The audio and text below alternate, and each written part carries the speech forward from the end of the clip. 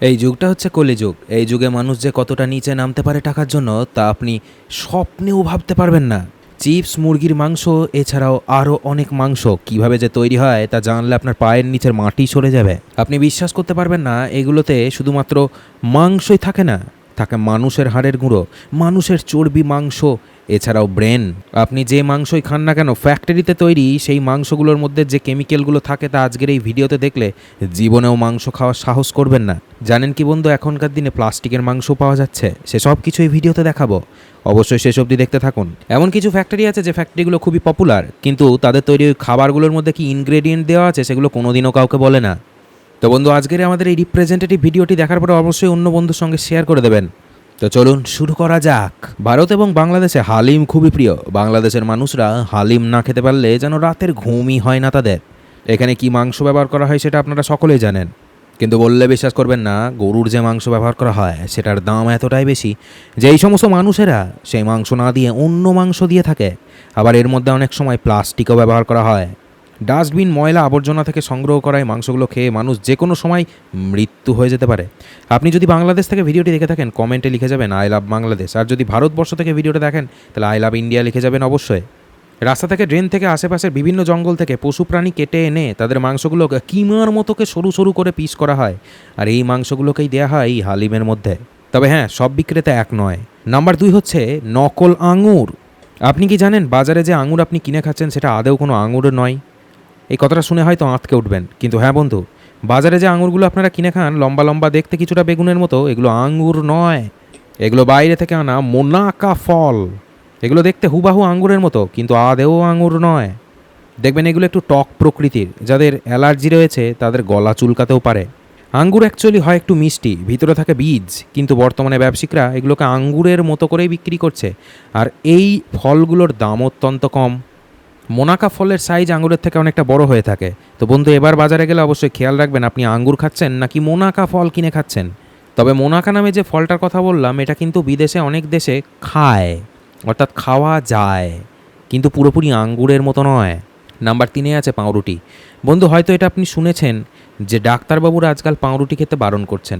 তার কারণ আছে, কারণ যে পাউরুটি আপনি খাচ্ছেন সেটা আদতেও কোনো পাউরুটি নয়, ওটা একটা কেমিক্যাল ভরা প্রোডাক্ট। কারণ এই পাউরুটিগুলো বানানো হয় অত্যন্ত অসচেতনতার সাথে, পায়ে জুতো দিয়ে বানানো হয়, এবং এই পাউরুটির মধ্যে ঘাম, নোংরা, ধুলো, ময়লা, মাটি, কাঁকড়, বালি, আবর্জনা সব কিছুই মেশে। এবার ভাবুন, আপনি যে পাউরুটি চায়ের সঙ্গে সকালবেলা মজা করে খান সেটা কি আদেও খাওয়ার যোগ্য? আপনি কি জানেন স্থানীয় বেকারি বা দোকান থেকে যে পাউরুটি আপনি কিনে খান সেই পাউরুটিগুলো কিভাবে বানানো হয়, সেগুলো কতদিনকার বাসি পচা রুটি, এবং সেখানে কি আদতেও ময়দা থাকে নাকি থাকে কেমিক্যাল? অবাক করা বিষয় হলো কখনো কখনো এতে আবার মানুষের চুলও মেশানো হয়। ঠিক শুনেছেন, মানুষের মাথার চুল। কারণ মানুষের চুলে এলসিস্টাইন নামের একটা অ্যামাইনো অ্যাসিড থাকে, আর এই অ্যামাইনো অ্যাসিডটাই পাউরুটিকে অনেক দিন প্রিজার্ভ করে রাখার জন্য ব্যবহার করা হয়।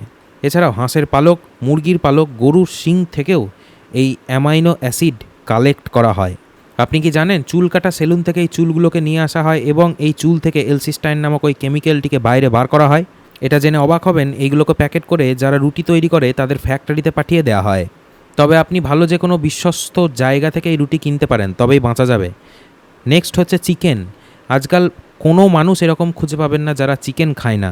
আপনি কি জানেন একটা গবেষণা করা হয়েছিল বিভিন্ন মাংস নিয়ে এবং মুরগির মাংস নিয়ে, সেখানে দেখা গেছে যে বড় মাংস খাসি বা গরু যারা খায় তাদের মতোই যারা মুরগি খায় তাদের কোলেস্টেরলও বেড়ে যায়। কারণ এই মুরগিগুলোকে বড় করার জন্য এমন কিছু কেমিক্যাল দেওয়া হয়, এমন কিছু ওষুধ দেওয়া হয় ইঞ্জেকশনের মাধ্যমে, যেগুলো মানুষের শরীরে গিয়ে মানুষের শরীরকেও শেষ করে দিতে পারে। তাই এবার এই চিকেন খাওয়ার আগেও খুব সাবধান।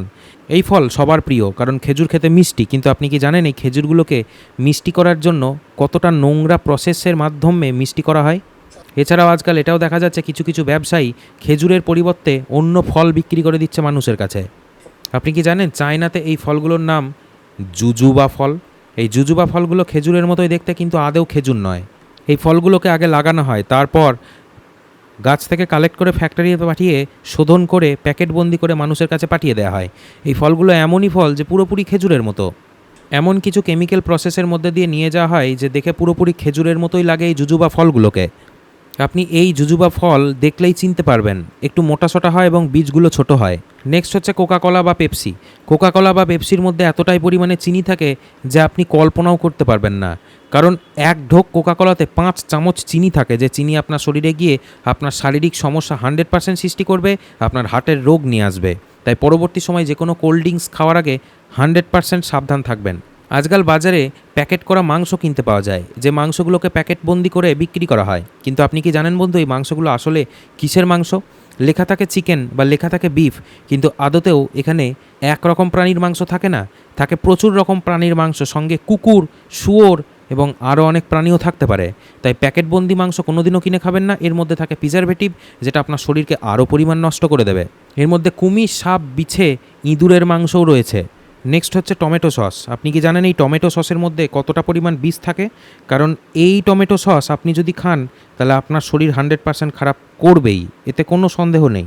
তো এই টমেটো সসের মধ্যে কালার এবং ফুড পয়জনিং দেওয়া থাকে, ফুডের মধ্যে মেশানো এমন কিছু দ্রব্য দেওয়া থাকে যা টেস্ট একদম টমেটোর মতোই করে দেবে, কিন্তু আদতেও এটা টমেটো নয়। তাই এবার থেকে টমেটো খাওয়ার আগে অবশ্যই সাবধান থাকবেন, কারণ এই টমেটো সসগুলো আপনার বাচ্চাকেও মেরে দিতে পারে। ভিডিওটাকে অবশ্যই শেয়ার করে দেবেন, এরকম ভিডিও ভালো লাগলে পেজটিকে সাবস্ক্রাইব করে যাবেন। অনেক ধন্যবাদ ভিডিওটি দেখার জন্য।